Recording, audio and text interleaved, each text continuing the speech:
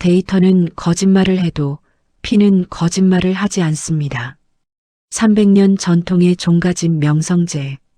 30년 전 시장에서 잃어버린 아들을 기다리며 매일 아침 장독을 닦던 어머니 앞에 어느 날 실종 당시의 베네저고리를 든 아들이 나타났습니다. 하지만 그가 가져온 유전자 검사지는 조작된 가짜.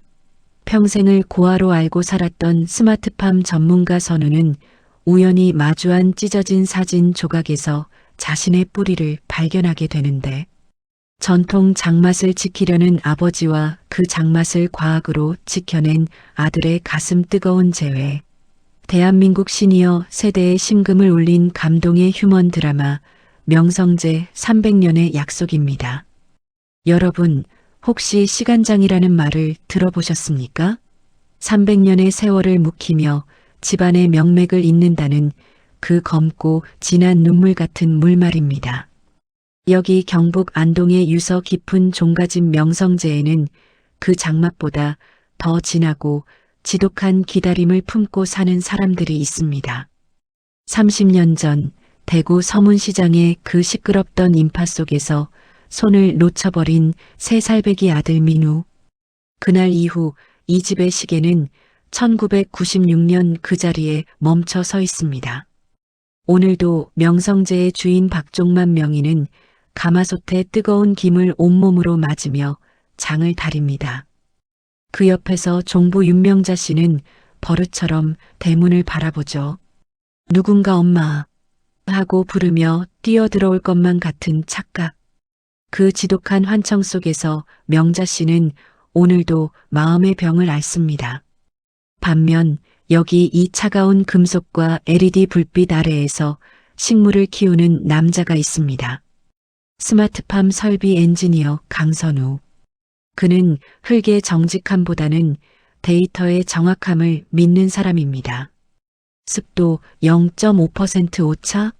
이건 센서 결함입니다. 다시 세팅하세요. 선우의 목소리에는 감정이 없습니다. 그는 홀어머니 밑에서 자라며 오직 성공만을 향해 달려왔습니다. 그런 그에게 안동 지자체로부터 뜻밖의 의뢰가 들어옵니다. 전통 종가의 장독대를 과학적으로 관리하는 시스템을 구축해 달라는 것. 효율성만을 따지는 선우에게 300년 전통이란 그저 관리가 안 된 낡은 데이터일 뿐이었습니다. 선우가 명성제 대문을 열고 들어서는 순간, 선우가 명성제의 소슬대문을 넘었을 때 코끝을 찌르는 건 진한 메주 냄새와 묵직한 간장 향이었습니다. 왠지 모를 울렁거림. 선우는 가슴 한구석이 옥죄어 오는 것을 느꼈지만 이내 고개를 저으며 태블릿 PC를 꺼냅니다. 아이고, 저기 손님입니까? 아님, 혹시? 명자 씨는 낯선 남자의 뒷모습만 봐도 가슴이 덜컥 내려앉습니다. 선우의 넓은 어깨와 꼿꼿한 자세가 살아있다면 저만했을 아들 민우를 떠올리게 한 모양입니다. 하지만 선우는 사무적인 태도로 고개를 숙입니다. 스마트팜 설비팀장 강선우입니다. 장독대 수분과 온도 감지 센서 설치 때문에 왔습니다. 박명희는 그런 선우가 마뜩잖습니다. 나무 항아리에 무슨 쇠붙이를 갖다 대느냐며 혀를 차죠. 두 세대의 가치관이 팽팽하게 맞서던 그때 정적을 깨는 거친 엔진 소리가 명성제 마당을 뒤흔듭니다.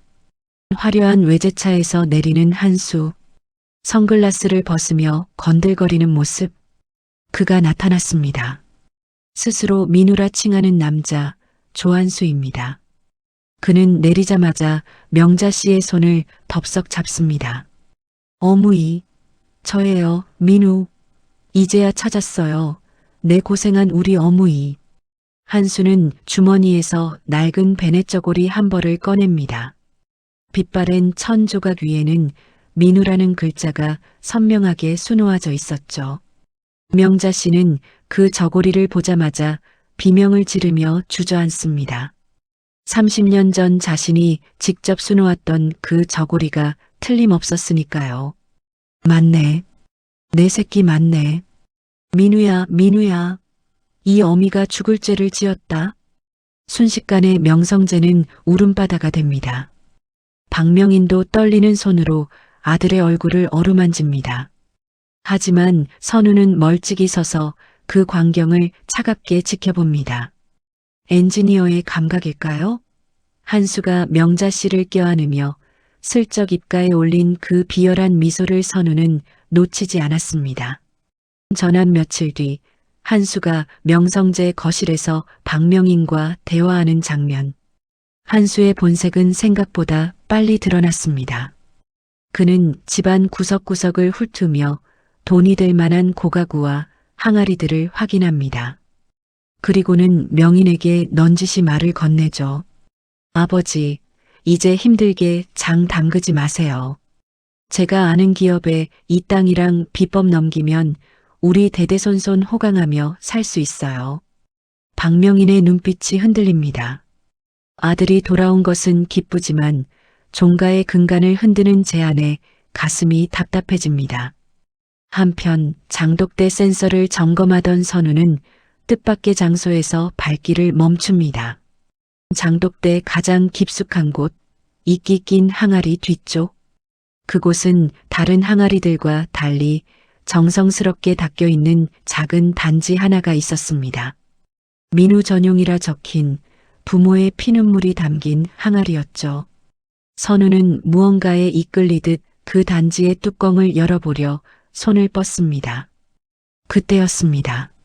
선우의 주머니 속 스마트폰이 요란하게 울립니다.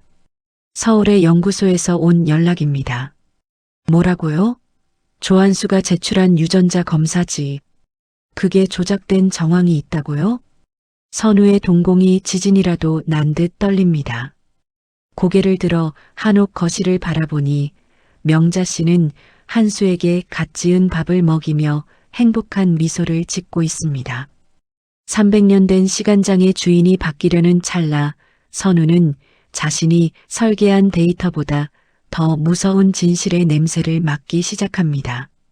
선우가 자신의 지갑을 열어 낡은 사진 조각을 꺼내보는 클로즈업. 선우의 지갑 속 반으로 찢긴 흑백 사진 속 아기가 명성재의 풍경과 묘하게 겹쳐 보입니다.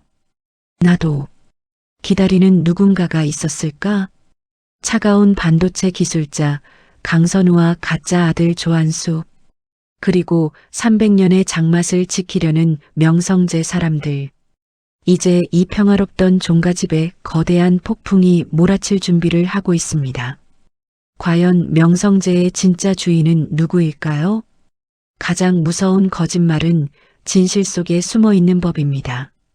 99%의 가짜 사이에 단 1%의 진짜만 섞어도 사람의 눈은 멀어버리죠. 자식을 잃은 지 30년이 된 부모에게 베네쩌골이라는 건 이성적인 판단을 마비시키는 가장 잔인한 덫이 되기도 합니다. 비가 부슬부슬 내리는 명성재의 뒷마당. 한수가 몰래 전화를 하는 모습. 한수는 명성재의 어두운 그늘 아래서 은밀하게 통화를 이어갑니다. 입가에는 명자 씨 앞에서의 그 살가운 미소 대신 독사 같은 냉소가 서려 있습니다. 한수 걱정 말하니까. 노인네들 완전히 넘어왔어. 장독대? 그거 다 깨버리고 여기 스마트 단지 들어서면 우리 팔자 피는 거야. 조금만 기다려. 그는 이미 이곳의 안주인이 된 듯 거들먹거립니다. 한수의 목표는 명성재의 화목한 재회가 아닙니다. 300년 된 종택의 땅 문서, 그리고 해외 바이어들이 눈독을 들이는 그 귀한 시간장 비법이죠. 선우가 한옥 처마 밑에서 장독대 센서 데이터를 분석하는 모습. 한편 선우는 복잡한 마음으로 태블릿을 들여다봅니다. 서울 연구소에서 들려온 유전자 조작 정황은 그의 머릿속을 떠나지 않습니다. 하지만 증거가 부족합니다. 타인의 가정사에 함부로 끼어들 수도 없는 노릇이죠. 선우는 장독대의 온도를 확인하다가 문득 발걸음을 멈춥니다. 왜 자꾸 이 냄새가 낯설지 않은 거지? 선우는 자신도 모르게 콧노래를 흥얼거립니다. 아주 느리고 구슬픈 가락. 그건 이곳 안동지방에서 아이를 재울 때 부르던 오래된 자장가였습니다. 선우는 소스라치게 놀라 입을 다뭅니다. 평생 클래식과 팝송만 듣고 자란 세련된 서울 사람인 그가 왜 이 가락을 기억하는 걸까요? 명자 씨가 한수에게 보약과 음식을 끊임없이 내어주는 모습. 명자 씨는 한수를 위해 평생 아껴둔 보약을 꺼내고 아들이 좋아할 만한 음식을 끊임없이 차려냅니다. 30년의 공백을 단 며칠 만에 메우려는 듯 그녀의 사랑은 집착에 가까워집니다. 민우야, 이 고기 좀 더 먹어라. 너 시장에서 잃어버리던 날 엄마가 그 고기 한 점 못 먹인 게 평생 한이었다. 한수는 맛있네요. 엄마라며 너스레를 떨지만 그 눈은 식탁 위의 고기가 아니라 명자 씨의 손목에 있는 금팔찌와 장롱속 문서들에 가 있습니다. 선우는 그 꼴을 더 이상 참지 못하고 끼어듭니다. 어르신, 너무 서두르지 마세요. 갑자기 나타난 사람이 정말 누군지 좀 더 신중하게 확인해 보시는 게. 순간 명자 씨의 눈빛이 날카롭게 변합니다. 자애롭던 어머니의 얼굴은 간대없고 아들을 지키려는 암사자 같은 눈초리입니다. 강 팀장님, 우리 민우, 내가 내 눈으로 확인했어요. 그 베넷저고리 내 손때 묻은 거예요. 남의 집 경사에 초 치지 말고 일이나 하세요. 명자 씨의 원망 섞인 한마디가 선우의 가슴을 후벼 팝니다. 남의 집. 그렇죠. 선우는 그저 기계를 고치러 온 외부인일 뿐입니다. 하지만 선우는 물러서지 않습니다. 그는 밤늦게까지 공방 구석구석을 돌며 한수의 행적을 쫓습니다. 밤늦은 시각, 한수가 명인의 서재에서 인감도장을 찾는 모습. 모두가 잠든 밤, 한수는 그림자처럼 움직입니다. 박명인의 서재로 숨어든 그는 서랍을 뒤지며 인감도장과 땅 문서를 찾습니다. 그때 문이 스르륵 열리며 선우가 나타납니다. 거기서 뭐 하시는 겁니까? 조한수 씨? 한수는 당황한 기색도 없이 뻔뻔하게 미소 짓습니다. 오히려 선우에게 다가와 위협적인 자세를 취하죠. 엔지니어 양반. 적당히 하고 돈이나 챙겨서 올라가. 남의 인생 망치려 들지 말고. 너도 고아라며? 아쉬운 거 알면 이쯤에서 입 닫아. 한수는 선우의 아픈 곳을 정확히 찔렀습니다. 선우는 주먹을 꽉 쥡니다. 하지만 증거 없이는 아무것도 할 수 없습니다.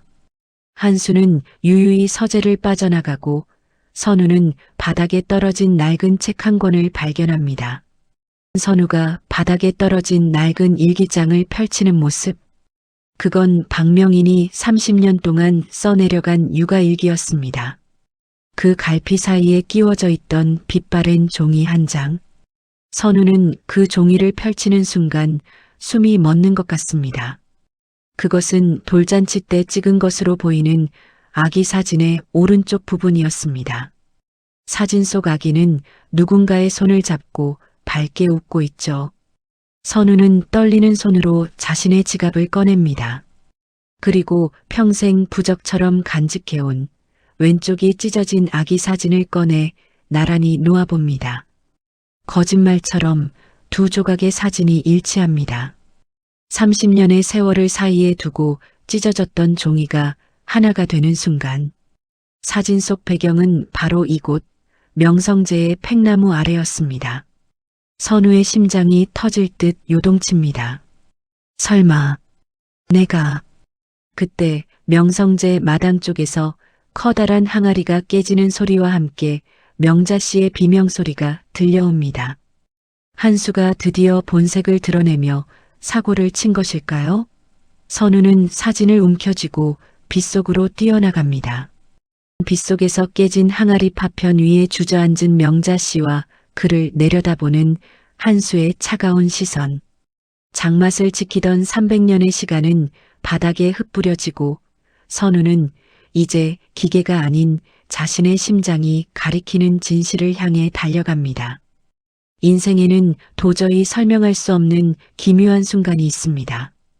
평생을 남이라 믿으며 살아온 타인의 일기장에서 나의 어린 시절 조각을 발견했을 때 그 전율을 무엇이라 표현해야 할까요? 이제껏 숫자로만 세상을 읽어온 선우에게 찢어진 사진 한 장은 그 어떤 데이터보다 강력한 진실로 다가옵니다. 장면비가 쏟아지는 명성재 마당. 깨진 항아리 파편들이 빗물에 씻기고 있다. 마당은 아수라장이었습니다. 명성재의 보물이나 다름없는 수십 년 된 장독 하나가 산산조각이 났죠. 그 옆에는 명자 씨가 넋을 잃고 주저앉아 있습니다. 한수는 당황한 척 연기하며 명자 씨를 부축하지만 그의 눈은 교묘하게 명인의 서재 쪽을 향하고 있습니다. 한수 아이고 어머니, 괜찮으세요? 이 귀한 걸. 제가 실수로 그만. 제가 나중에 돈 벌어서 더 좋은 항아리 수백 개 사드릴게요. 명자 씨는 대답이 없습니다. 그 항아리는 단순히 간장을 담은 그릇이 아니었습니다. 아들 민우를 잃어버린 그 애에 담근 아들의 귀환을 염원하며 30년을 버텨온 기다림의 결정체였으니까요. 그 시커먼 간장물이 빗물에 섞여 흘러가는 모습은 마치 명자 씨의 피눈물처럼 보였습니다. 선우의 임시 숙소. 떨리는 손으로 두 조각의 사진을 맞추고 있는 선우. 방 안, 선우는 젖은 몸을 닦지도 못한 채 바닥에 앉아 있습니다. 지갑 속의 낡은 조각과 명인의 서재에서 발견한 조각. 두 종이의 단면이 톱니바퀴처럼 딱 맞아떨어지는 순간 선우의 세상은 무너져 내립니다. 33년 동안 자신을 키워준 어머니가 해주셨던 말이 귓가를 때립니다. 너는 시장 바닥에서 버려진 아이였다는 그 차가운 선고가 사실은 너를 잃고 미쳐버릴 뻔한 부모가 여기 있었다는 뜻이었음을 이제야 깨닫습니다. 왜 이제야? 아니, 왜 하필 지금입니까? 선우는 당장이라도 안채로 달려가 명자 씨를 붙잡고 외치고 싶습니다. 내가 진짜 당신 아들이다라고요. 하지만 한 발치 앞에는 가짜 아들 한수가 버티고 있습니다. 이미 명자 씨의 눈과 귀는 한수에게 가려져 있죠. 증거도 없이 나선다면 오히려 노인들을 혼란에 빠뜨리는 파렴치한으로 몰릴 게 뻔했습니다. 한수가 박명인을 협박하는 서재 안. 그 시각 한수는 본색을 드러냅니다. 명자 씨가 충격으로 방에 누운 사이 그는 박명인을 서재로 불러들입니다. 그의 손에는 정체 모를 서류 뭉치가 들려 있습니다. 한수 아버지, 좋게 말할 때 도장 찍으세요. 이 땅 곧 수용될 거예요.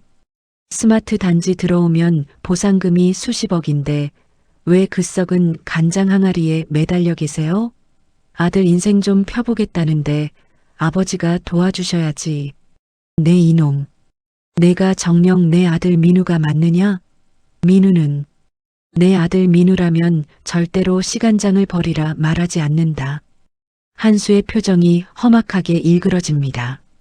명인의 멱살을 잡으려는 찰나 서재 문이 거칠게 열리며 선우가 들이닥칩니다. 선우의 눈은 분노로 이글거리고 있습니다. 그 손 놓으시죠, 조한수 씨. 아니, 정과 3번 박철수 씨라고 불러드려야 하나? 선우는 태블릿 화면을 내밀며 한수를 압박합니다. 스마트팜 설비를 위해 종가 시스템에 접속했던 기술이 역설적으로 한수의 뒤를 캐는 무기가 된 것이죠. 한수의 위조된 신분과 과거 범죄 이력이 화면 가득 쏟아집니다. 엔지니어 새끼가 제법이네. 근데 어쩌냐? 이미 노인네들은 나를 아들이라 믿어. 내가 아무리 짓거려봐야 남의 집 일에 참견하는 미친놈밖에 안 돼. 한수는 품 안에서 칼을 꺼내듭니다. 막다른 골목에 몰린 쥐가 고양이를 물려는 격이죠. 명희는 충격으로 가슴을 부여잡고 쓰러집니다. 선우는 명희를 지키기 위해 한수에게 몸을 날립니다. 좁은 서재에서 격렬한 몸싸움이 벌어지고 선우의 어깨가 책장에 세차게 부딪힙니다. 그 소란에 명자 씨가 방에서 뛰쳐나옵니다. 비틀거리는 명자 씨의 눈에 들어온 것은 뒹구는 두 남자와 쓰러진 남편입니다. 그리고 한수가 휘두른 칼날을 맨손으로 잡으며 버티는 선우의 모습이었죠. 이게 대체 무슨 일이야?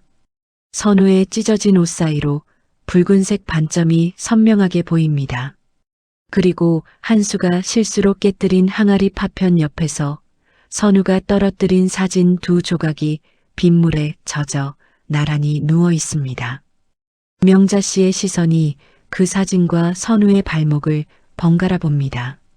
30년 전 자신이 그토록 쓰다듬던 아들의 표식이었습니다. 절망의 구렁텅이에서 선우는 선택해야 합니다.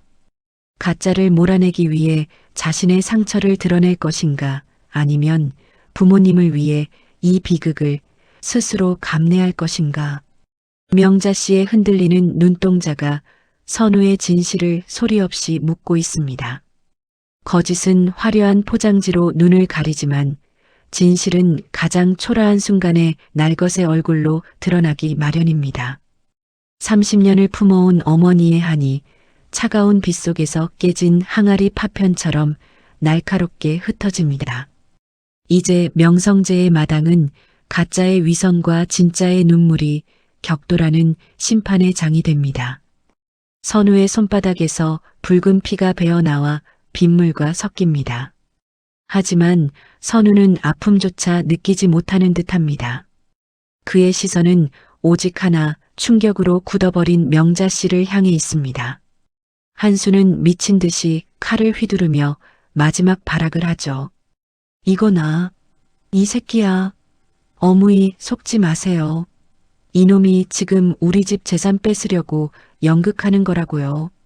그때였습니다. 명자 씨의 시선이 바닥에 떨어진 두 조각의 사진에 멈춥니다. 빗물에 젖어 하나로 합쳐진 사진 속 어린 민우의 발목에 선명하게 박혀있던 그 점, 그리고 지금 칼을 막아내느라 걷어 올려진 선우의 바지단 사이로 드러난 똑같은 위치의 붉은 점. 명자 씨의 입술이 파르르 떨립니다. 잠깐만, 손 좀 치워봐라. 강 팀장님, 그 발목, 그 사진. 명자 씨는 홀린 듯 다가가 선우의 발목을 어루만집니다. 30년 전 시장 바닥에서 놓쳐버린 그 작고 따뜻했던 발. 한수는 당황하며 명자 씨를 밀치려 하지만 그 순간 선우가 설치했던 스마트 보안 드론이 요란한 사이렌을 울리며 마당 위를 비춥니다. 서초동 연구소에서 보낸 긴급 분석 결과가 선우의 태블릿에 팝업으로 떠오릅니다. 데이터는 거짓말을 안 합니다. 조한수, 아니 박철수. 내가 제출한 유전자 검사지는 타인의 샘플을 가공한 가짜야. 하지만 이 사진, 그리고 내 몸이 기억하는 이 장소는 조작할 수 없어. 전한 경찰차의 경광등이 명성재의 담장을 붉게 물들이는 모습. 선우가 미리 신고했던 경찰들이 들이닥칩니다. 한수는 저항해보지만 이미 모든 증거가 확보된 상태였죠. 그가 명자 씨에게 가짜 애교를 부리던 입술에는 이제 비릿한 욕설만 남았습니다. 경찰차에 올라타는 한수의 뒷모습을 보며 명자 씨는 허망하게 주저앉습니다. 며칠간 아들이라 믿고 정을 주었던 대상이 악마였다는 사실보다 진짜 아들을 옆에 두고도 몰라봤다는 죄책감이 그녀를 짓누릅니다. 민우야, 내가 민우 맞지? 내 새끼 민우 맞지? 애미가 눈이 멀어서 원수 같은 놈한테 밥을 해먹이고 내 새끼한테는 모진 소리만 했구나. 선우는 피 묻은 손으로 명자 씨의 거친 손을 맞잡습니다. 평생 버려진 아이라는 차가운 낙인을 가슴에 새기고 살았던 선우입니다. 하지만 어머니의 오열 속에서 그 낙인이 사실은 뜨거운 사랑의 흔적이었음을 깨닫습니다. 서재에서 정신을 차린 박명인이 문틀을 잡고 서 있는 모습. 박명인은 아무 말 없이 선우를 바라봅니다. 두 남자의 눈이 마주칩니다. 박명인은 선우의 눈매에서, 코끝에서, 그리고 고집스럽게 담은 입술에서 젊은 시절 자신의 얼굴을 발견합니다. 300년 된 시간장을 지키기 위해 감정을 억누르며 살았던 명인의 눈에도 마침내 굵은 눈물방울이 고입니다. 민우냐? 장하다. 내 아들. 살아있어줘서 고맙다. 선우는 명인에게 다가가 큰 절을 올립니다. 한옥의 대청마루에 이마를 맞댄 채 선우는 처음으로 아버지라는 단어를 마음속으로 되냅니다. 비는 어느덧 그치고 구름 사이로 달빛이 명성제의 수많은 장독대를 비춥니다. 깨진 항아리는 아프지만 그 속에서 쏟아진 진심은 이제 다시 담길 준비를 합니다. 선우가 명자 씨를 업고 방으로 들어가는 뒷모습. 선우의 등에 업힌 명자 씨의 몸은 생각보다 너무 작고 가벼웠습니다. 이 작은 몸으로 어떻게 그 큰 그리움을 버텨왔을까요? 선우는 결심합니다. 이제 자신의 첨단 기술을 이 집안의 낡은 전통을 허무는데 쓰지 않겠다고, 오히려 이 소중한 장막과 부모님의 시간을 복원하는데 바치겠다고 말이죠. 하지만 사건은 여기서 끝이 아닙니다. 선우를 33년간 키워준 서울의 어머니.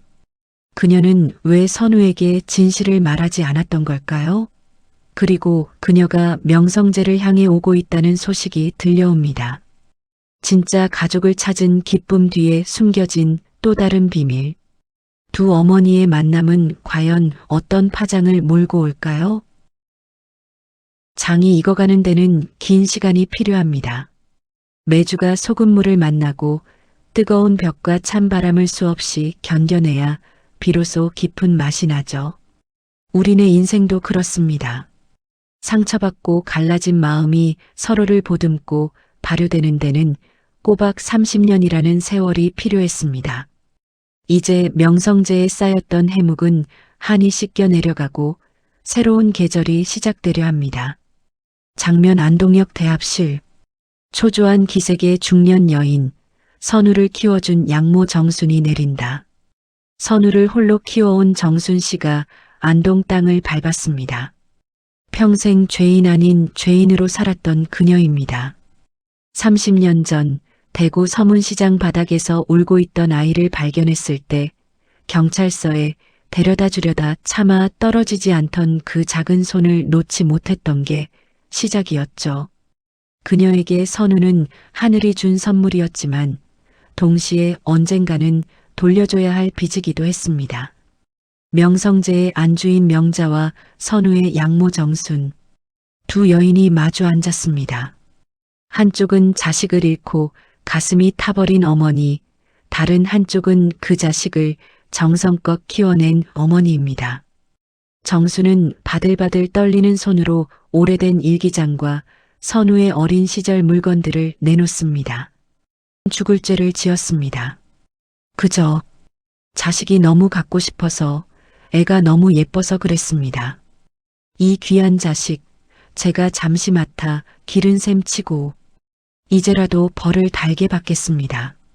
당장이라도 뺨을 때릴 줄 알았던 명자의 손이 정순의 거친 손을 덮습니다. 명자의 눈에는 분노 대신 깊은 연민이 서려 있습니다.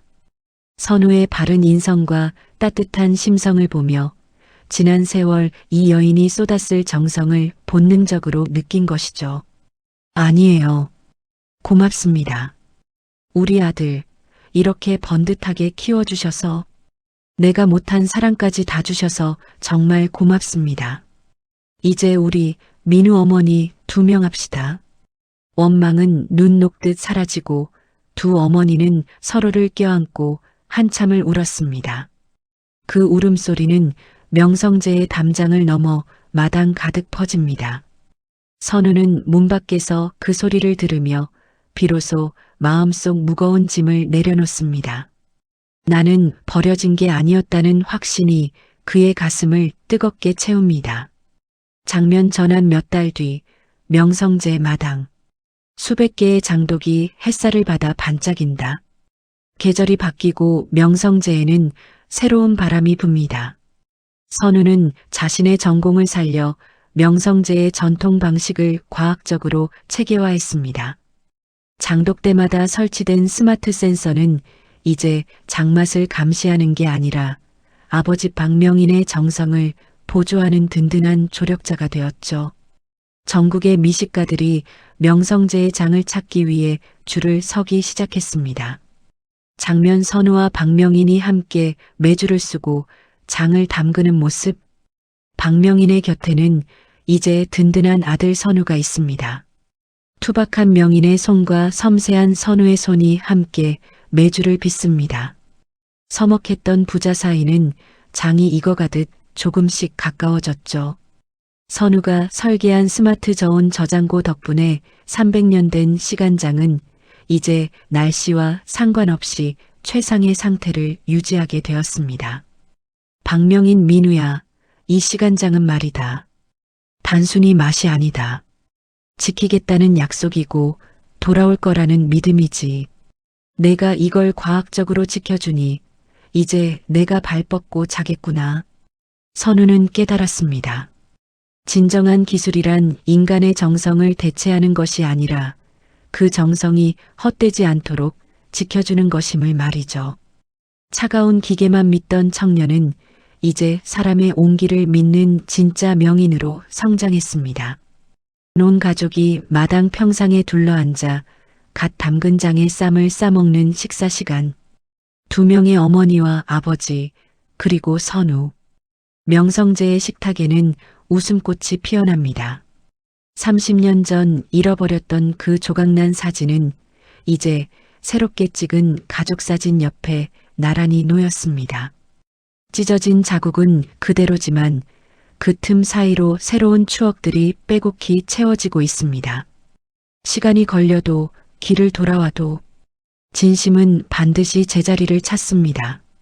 여러분의 마음속 시간장은 지금 어떤 맛인가요? 300년의 약속은 멈추지 않습니다. 명성제의 장독대 위로 따스한 노을이 내립니다. 고통은 발효되어 기쁨이 되고 눈물은 숙성되어 삶의 깊은 맛이 되었습니다. 이제 이들은 더 이상 과거를 슬퍼하지 않습니다. 함께할 수 있는 오늘과 더 깊어질 내일이 있기 때문입니다. 시청해주신 여러분, 감사합니다. 당신의 삶에도 따뜻한 치유의 봄날이 찾아오길 기원합니다.